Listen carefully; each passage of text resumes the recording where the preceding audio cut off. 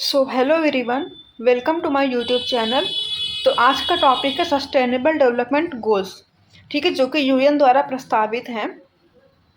और ये ऐसा टॉपिक है कि चाहे हमारे जो वनडे एग्जामिनेशन होते हैं या फिर जो BPSC, UPPCS, UPSC, Haryana PCS, जो हमारे स्टेट पीसीएस के एग्जामिनेशन जो प्रीलिम्स एग्जाम होता है उनका एमसीक्यू टाइप वाला, उनमें एक से लेके दो क्वेश्चन या कभी कभी तीन या चार भी क्वेश्चन होते हैं जो कि आते ही आते हैं इस टॉपिक से। ठीक है, तो ये टॉपिक हमारा इतना इम्पॉर्टेंट है, तो आज हम उसी को पूरा डिस्कस करने वाले हैं। और जो इसमें जो SDG 1 से लेके 17 तक होते हैं उसको हम पूरा सीक्वेंस में याद करेंगे, क्योंकि क्वेश्चन हमेशा इसी से आते हैं। ठीक है, तो जो भी ये मैं पढ़ाने वाली हूँ या जो भी हम लोग कभी इसमें वीडियो में देखेंगे, जो भी कंटेंट, आपको सिर्फ उतना ही पढ़ना है, उतना एनफ है। ठीक है, उससे बाहर कुछ भी नहीं आएगा, कोई भी क्वेश्चन नहीं आएगा। अगर आप लोग इसके बाद बोलोगे तो मैं जितने भी इन टॉपिक मतलब इस टॉपिक में जितने भी एग्जाम में क्वेश्चन आए हैं उनका मैं MCQ भी एक वीडियो बना दूंगी। ठीक है, तो हम स्टार्ट करते हैं आगे। ठीक है, तो अगर हम बात करें कि ये जो SDG है इसका कॉन्सेप्ट आया कहाँ से। ठीक है, तो देखो, एक 1972 में एक वो मीटिंग हुई जो स्टॉकहोम कन्वेंशन के नाम से जानी जाती है। स्टॉकहोम जो है ये स्वीडन का एक शहर है।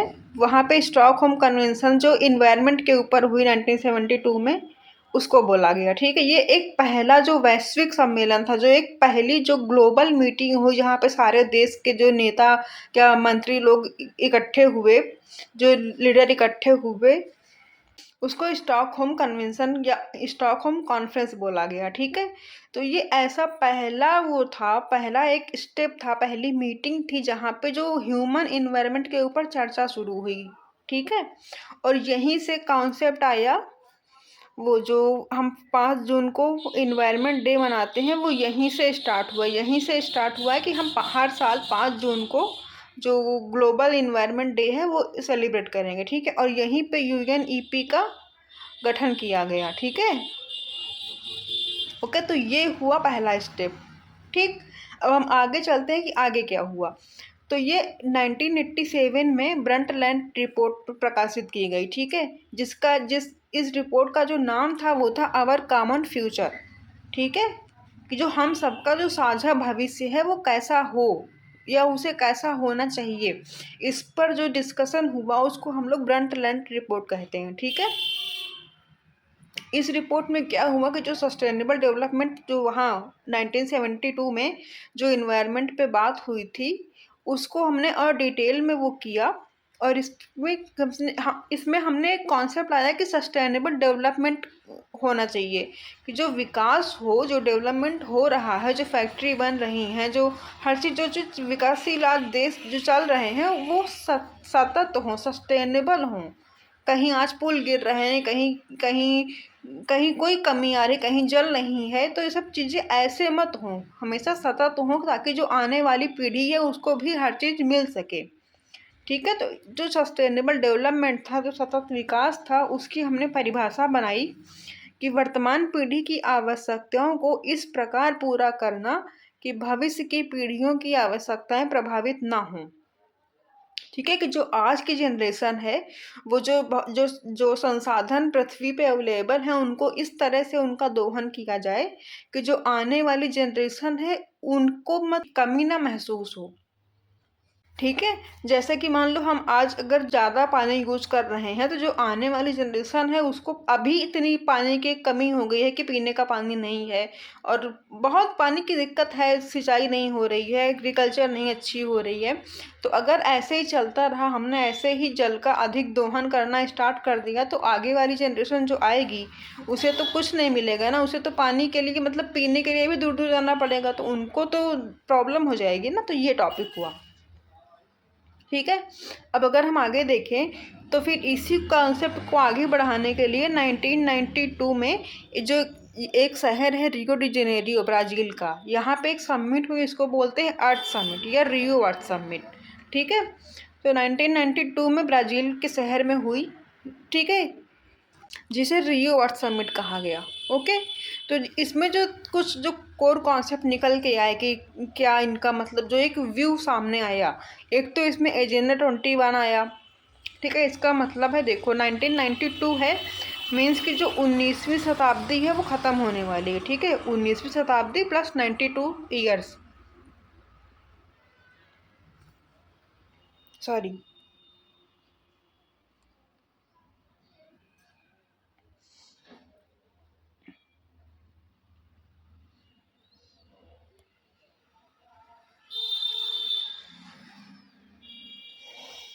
सॉरी, जो 1992 है ये हुआ 19वीं सदी प्लस 92, यानी कि जो ये 20वीं सदी है। ठीक है, क्योंकि 19 सदी पूरी हो चुकी है और प्लस 92 साल और हो चुके हैं, मतलब कि जो 20 सदी है ये तो ख़त्म होने वाली है। अब जो 8 साल बाद 2000 आने वाला है वो है 21वीं सदी। 20 और आगे चलेगा ना, 2001 2002, तो इस तरह इसको बोलते हैं 21वीं सदी। ठीक है, तो जो आने वाली 21वीं सदी है वो किस तरह की होनी चाहिए, ठीक है, तो उसको जो हमने दिया नाम, उसको बोला हमने एजेंडा 21। ठीक है, और पर्यावरण पे विकास, जो पर्यावरण एवं विकास पर घोषणा हो, इसको रियो समिट बोला गया।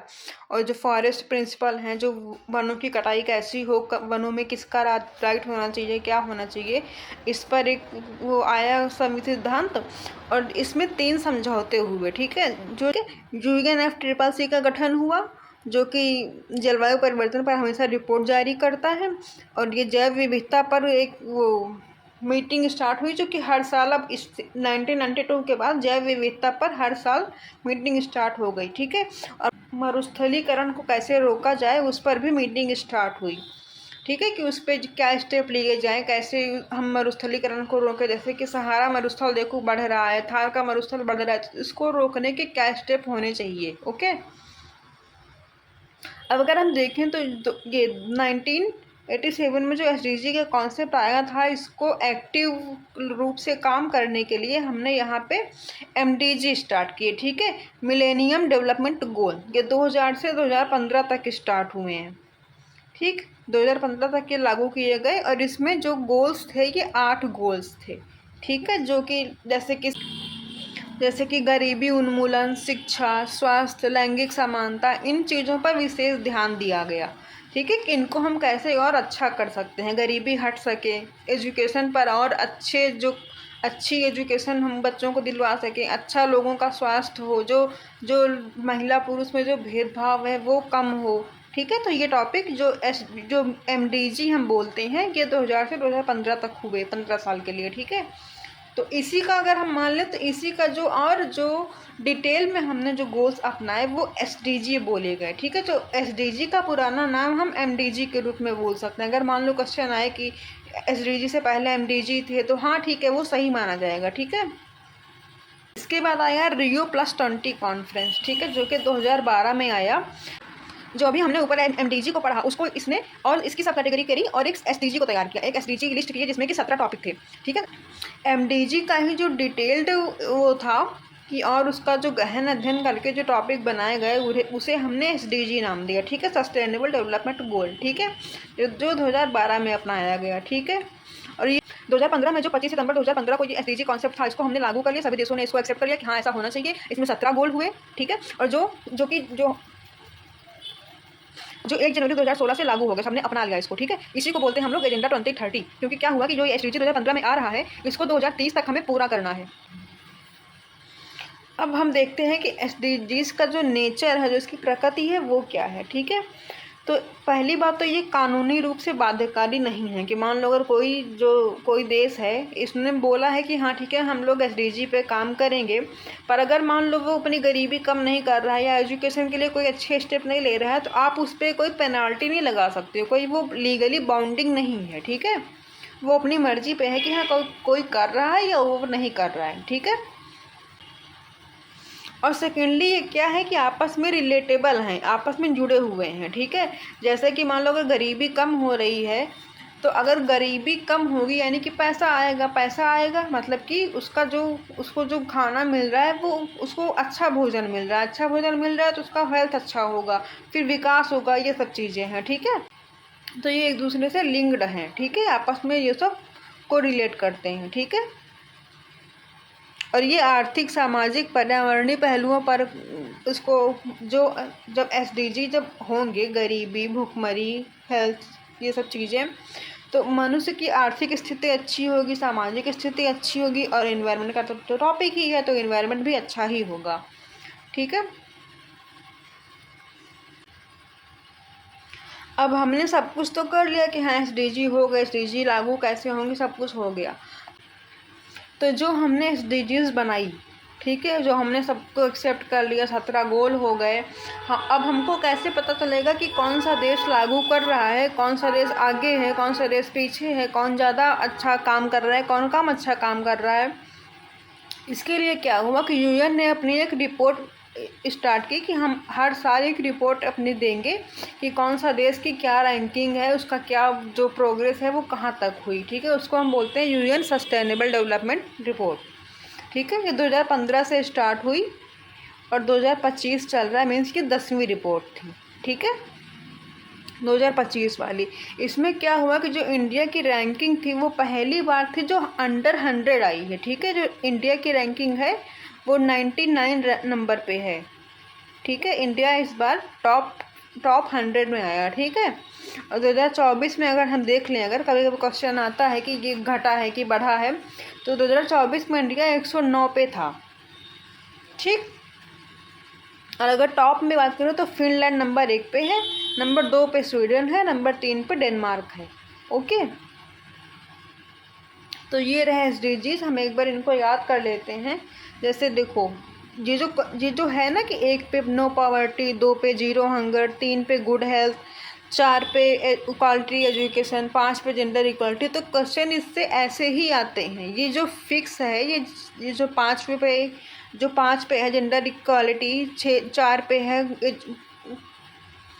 है क्वालिटी एजुकेशन, तो ये सब फिक्स हैं। 1 पे है तो हमेशा पॉवर्टी ही रहेगा, 3 पे है तो गुड हेल्थ ही रहेगी। तो क्वेश्चन ऐसे आता है कि इधर पूछ लेगा एसडीजी 1, 2, 3, 4। अब इधर लिख देगा हेल्थ, हंगर,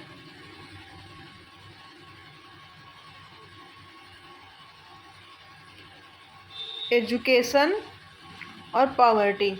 अब आपको इसमें मैच करना होगा कि 1 में पॉवर्टी है, 2 में हंगर, 3 में हेल्थ है। अगर ये आपको याद रहेंगे इस पूरे 17 के 17, तभी आप इस क्वेश्चन को सॉल्व कर पाओगे। ठीक, तो अभी हम आगे इन सारे चीज़ों को याद कर लेंगे।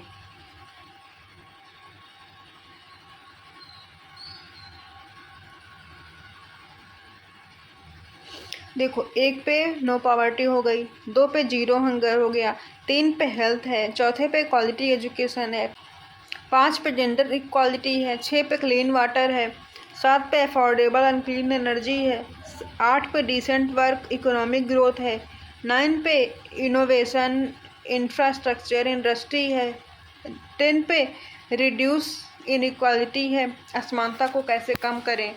ठीक है, 11 में सस्टेनेबल सिटीज़ हैं, 12 में रिस्पॉन्सिबल कंजम्पशन है, 13 में क्लाइमेट चेंज है, क्लाइमेट एक्शन है, जो क्लाइमेट चेंज हो रहा है उसको रोकने के लिए हमने क्या स्टेप उठाए वो है।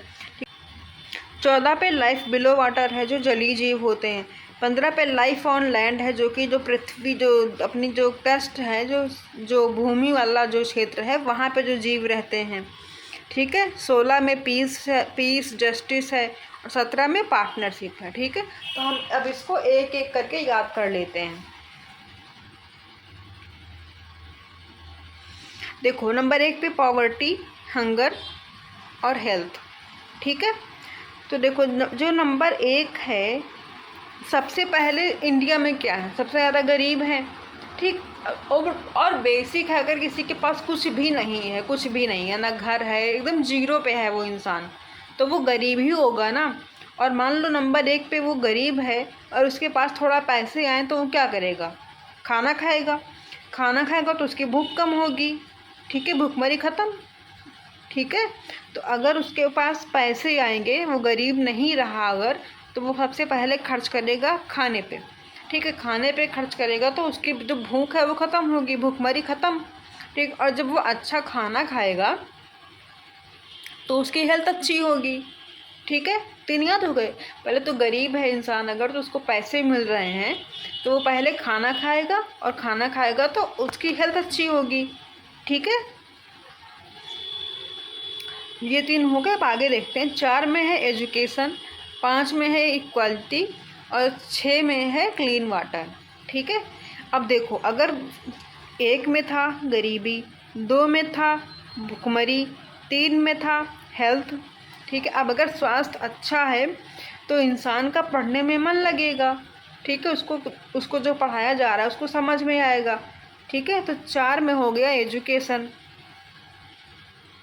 ठीक, और जब वो उसकी शिक्षा जब अच्छी हुई, वो स्कूल जा रहा है, तो उसके अंदर जो ये भेदभाव वाला जो कॉन्सेप्ट है कि लड़कियां कम होती हैं, लड़के ज़्यादा अच्छे होते हैं, ये हटेगा ना, तो जेंडर इक्वालिटी इंसान देखेगा कि हाँ मेरे स्कूल में लड़के भी पढ़ रहे हैं, लड़कियां भी पढ़ रही हैं, दोनों सेम जवाब दे रहे हैं, सबको सेम क्वेश्चन के आंसर आ रहे हैं, तो उसके अंदर ये जो भेदभाव वाली भावना है ये कम होगी। ठीक है, और ये हो गया क्लीन वाटर। हम जैसे 6 नंबर पे है, ये 6 पे है, तो हम याद करते हैं छी। ठीक, छी यानी कि हमको गंदा पानी नहीं पीना है। हम स्कूल गए हैं तो हमें साफ़ पानी पीना है, वहाँ पे नहीं कि हमें कोई नल का पानी ला के दे दिया, गंदा सा मिट्टी है उसमें। हमें साफ़ आरओ का पानी चाहिए। ठीक है, तो स्कूल गए, वहाँ हमने देखा कि लड़के लड़की सारे पढ़ रहे हैं, सबको अच्छा आ रहा है, तो हम ये हो गई जेंडर इक्वालिटी। फिर छी, हमें गंदा पानी नहीं पीना, हमें साफ़ पानी पीना है। ठीक है, तो 6 तक हमें यहाँ याद हो गए। अब आगे देखते हैं 7 पे। 7 पे है अफोर्डेबल सस्टेनेबल क्लीन एनर्जी। ठीक है, अगर हम 7 को देखें तो ये, अगर हम थोड़ा क्रिएटिव बने तो ये कुछ लैंप जैसा नहीं लग रहा है कि हम नीचे बढ़ रहा है कि यहाँ पे लैंप जल रही है हमारी। ठीक है, तो 7 से हम सस्ती बिजली याद कर लेंगे। 7 से सस्ती और स्वच्छ एनर्जी। अब ऑब्वियसली एसडीजी की बात चल रही है एनवायरनमेंट पर, तो जो पेट्रोल कोयला है ये तो बात होगी नहीं ना। जो सोलर एनर्जी है, विंड एनर्जी है, रिन्यूएबल एनर्जी है, उन्हीं की बात होगी, तो क्लीन एनर्जी तो हो गया। और ये सस्ती, ठीक है, एनर्जी, ये 7 से लैंप याद कर लो। ठीक है, 8 में हो गया decent work and economic growth. ठीक, तो 8 से हो गया 8 को हम ऐसे लिखते हैं 8, तो 8 से याद हो गया अच्छा और आर्थिक विकास। ठीक है, दोनों आ से हैं, अच्छा और आर्थिक विकास। ठीक है, और देखो 9 में है इंडस्ट्री इनोवेशन इंफ्रा। तो एक 9 ऐसे बनता है, इसमें एक जो आई होता है वो भी एक ऐसे बनता है। ठीक है, तो आई से याद कर लेंगे, 3 आई हैं इसमें, तीनों में देखो आई है, इंडस्ट्री इंफ्रा इनोवेशन। ठीक है, तो ये 9 से हम इसको आई याद करेंगे। ठीक है, ये भी याद हो गया होगा आई थिंक। अब आगे चलते हैं रिड्यूस इनइक्वालिटी। देखो 5 में था जेंडर इक्वालिटी, ठीक है, लैंगिक समानता, और 10 में है जो हमारी जो गरीबी अमीरी वाला है, जो पैसे का जो असमानता है उसको कम करना है। ठीक है, और जो 11 है सस्टेनेबल सिटी। अब देखो 11 में एक इंसान यहाँ है, एक इंसान यहाँ पे है, या सोच लो कि एक बिल्डिंग यहाँ है, एक बिल्डिंग यहाँ है। अब अगर हमको यहाँ से यहाँ जाना है तो हमें कुछ तो लगेगा ना, कोई रूट चाहिए, ट्रेन चाहिए, बस चाहिए, साइकिल चाहिए, रोड चाहिए, कुछ तो चाहिए होगा। तो ये रोड मतलब पक्की चाहिए, एकदम एकदम सतत चाहिए, ये नहीं कि आज पुल बना है कल टूट गया। ठीक है, तो इसको हम याद कर लेंगे 1 से सस्टेनेबल सिटीज़। ठीक है, टिकाऊ शहर होने चाहिए। ठीक, और 12 हो गया रिस्पॉन्सिबल कंजम्पशन, यानी कि जिम्मेदारी के साथ उपभोग और उत्पादन किया जाए। तो देखो 1 और 2, यानी कि बस 1-2 फैक्ट्री लगाओ जो अपने सिर्फ यूज भर की हों, ज़्यादा जो संसाधन हैं, यानी कि बस 1 और 2 ही फैक्ट्री लगाओ जिनसे हमारा जो काम चल सके, ताकि संसाधनों का मिसयूज ना हो। बहुत सारी मत लगाओ, बस 1-2 लगाओ जिससे अपना काम चल सके। ठीक है, तो जिम्मेदारी के साथ उत्पादन और उपभोग होना चाहिए। ठीक, अब हम आगे देख लेते हैं। 13 में है क्लाइमेट चेंज, 14 में है लाइफ बिलो वाटर, 15 में है लाइफ ऑन लैंड। तो देखो क्लाइमेट चेंज 13 में है, क्लाइमेट एक्शन। ठीक है, तो 13 और क्लाइमेट चेंज को हम इस ऐसे याद करेंगे कि देखो क्लाइमेट जो जो जलवायु परिवर्तन हो रहा है वो सबका है, तेरा मेरा नहीं है कि अमेरिका ने कुछ एक्शन लिए तो उससे इंडिया को हेल्प नहीं मिलेगी। अगर मान लो अमेरिका नहीं कर रहा है तो उससे इंडिया को हानि नहीं होगी। तो इंटर रिलेटेड है दोनों, तुम्हारे काम मुझे प्रभावित करेंगे, मेरे काम तुमको प्रभावित करेंगे, ठीक है। तो इसमें तेरा मेरा नहीं है कि हाँ मैं नहीं करूँगा तुम करो, तुम्हारा ये प्रॉब्लम है मेरा नहीं है, तो ये सबका प्रॉब्लम है, साझा है, ठीक है। तो हम इसमें याद करेंगे तेरा मेरा नहीं है इसमें, तो क्लाइमेट चेंज में तेरा मेरा नहीं होगा, ठीक है। और जो सबसे पहले आएगा तेरा के बाद, ठीक है, वो जो सबसे पहले रक्षा करेंगे वो जलीय जीव की रक्षा करेंगे, ठीक है। 14 में जलीय जीव हैं, और जो पहले ये याद हो गया, तेरा मेरा नहीं है कॉन्सेप्ट वाला, तेरा मेरा नहीं है जलवायु परिवर्तन, ठीक है। तो 13 के बाद पहले 14 आएगा ना, तो 14 में हम सबसे पहले जाएंगे पानी के नीचे, ठीक है। तो पहले हम जलीय जीव को बचाएंगे, फिर हम धरती पे आएंगे तो जो पृथ्वी के जो जीव हैं उनको बचाएंगे, ठीक। 16 में है जस्टिस और 17 में है पार्टनरशिप माने कि भागीदारी, ठीक है। तो 17 लास्ट है, ये तो याद कर लो कि हाँ जब तक साझेदारी सब लोग आपस में सहयोग नहीं करेंगे तब तक एक्शन नहीं हो पाएंगे, ठीक है। तो ये भागीदारी वाला सबसे लास्ट में होगा 17वां, और 16 में शांति है, ठीक है। 1 + 6 = 7, यानी कि सबको साथ साथ रहना है, शांति सहअस्तित्व के साथ रहना है, ठीक है। तो ये हमारे सारे हो गए sustainable development goals. I hope आपको याद हो गए होंगे, एक बार चेक कर लेते हैं। देखो 1 पे है गरीबी, 2 पे है हंगर, 3 पे है जब गरीबी भुखमरी हटेगी तो हमारी हेल्थ अच्छी होगी, हेल्थ अच्छी होगी तो एजुकेशन अच्छी होगी, एजुकेशन अच्छी होगी तो जो हमारी लैंगिक जो भेदभाव है वो कम होगा। फिर छी हमें जो 6 में है छी, हमें अच्छा पानी चाहिए। 7 में वो लैंप वाला याद कर लो, ठीक है, हमें अच्छी बिजली चाहिए, सस्ती बिजली चाहिए। 8 से स्टार्ट होता है, अच्छा काम चाहिए, अच्छी इकोनॉमिक ग्रोथ चाहिए। 9 में आई ऐसे लिखते थे, 9 में याद कर लो इंडस्ट्री, इनोवेशन, इंफ्रास्ट्रक्चर। 10 में देखो 5 और 10, उसमें जो था लैंगिक असमानता थी, इसमें इनकम की असमानता है, ठीक है। 11 2 शहर हैं, इसके लिए पुल चाहिए, मतलब कि 7 शहर चाहिए, ठीक। 12 1-2 फैक्ट्री लगाओ बस, तो इसमें हमें रिस्पॉन्सिबल उपभोग था। 13 मेरा नहीं है, इसमें क्लाइमेट चेंज तेरा मेरा नहीं, इसमें ये सबका साझा ही है, ठीक। और 13 के बाद आता है 14 में सबसे पहले जाएंगे पानी में, ठीक है। तो हमको पहले जलीय जीव बचाना है, फिर 15 में आएंगे तो पृथ्वी के जीव को बचाना है, ठीक है। और 16 1 + 7 हो गया, साथ साथ रहो, सहअस्तित्व से रहो, ठीक है। और 17 हो गया भागीदारी वाला, ठीक है। तो आई होप आपको ये सब कुछ याद हो गया होगा, और अगर आप लोग बोलोगे इसके बाद तो मैं ये SDG से रिलेटेड जो भी MCQ आए हैं सारे पेपर में, चाहे वो वनडे हों या जो PCS के प्रीलिम्स वाले हों, उसका मैं एक वीडियो डाल दूँगी इसमें, ओके। तो अगर आपको वीडियो अच्छा लगा हो तो आप सब्सक्राइब करिए और शेयर करिए ताकि मेरे भी सब्सक्राइबर बढ़ें और मैं ऐसे ही और भी अच्छी वीडियो आपके लिए लाती रहूँ, ओके। Thank you.